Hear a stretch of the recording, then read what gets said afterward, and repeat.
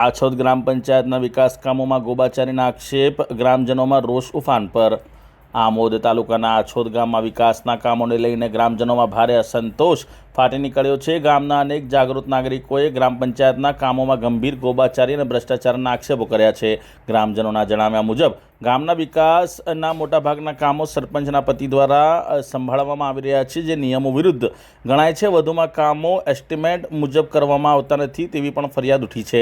માત્ર 2 મહિના પહેલાં બનાવવામાં આવેલા આરસીસી રોડ પહેલેથી જ તૂટી જવા પામ્યો હોવાનું ગ્રામજનો જણાવી રહ્યા છે, જે કામની ગુણવત્તા પર પ્રશ્નચિહ્ન ઊભું રહે છે।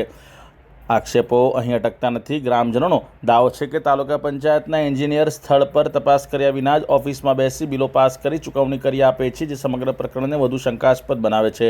ભ્રષ્ટાચાર અંગે હકીકત જાણવા ગામના એક જાગૃત નાગરિક દ્વારા આરટીઆઈ હેઠળ માહિતી માંગવામાં આવી હતી, પરંતુ તલાટી દ્વારા આપવામાં આવેલ જવાબ સંતોષકારક હોવાનું સામે આવ્યું છે। આ તમામ મુદ્દાઓને લઈને આજે મોટી સંખ્યામાં ગ્રામજનો ગ્રામ પંચાયત કચેરીએ ભેગા થયા હતા અને મીડિયા સમક્ષ પોતાની વેદના વ્યક્ત કરી હતી।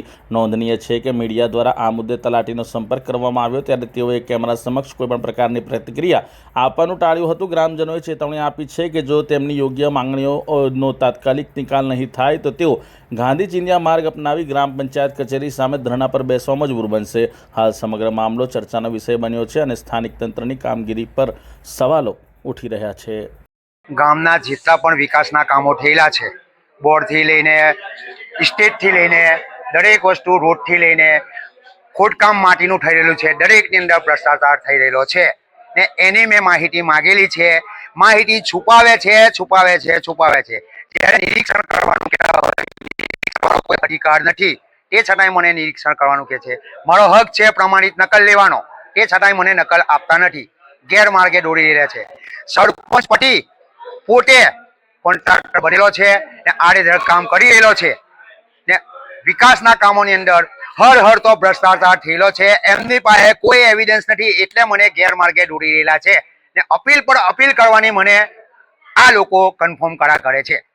તલાટીએ શું જવાબ આપ્યો તમને? તલાટીએ લેખિતમાં જે જવાબ આપેલો છે કલમ અનુસાર, તેના અનુસાર મેં હું કલમ અનુસાર જવાબ આપેલો છે, તે છતાં હું તલાટી માહિતી આપવા નથી।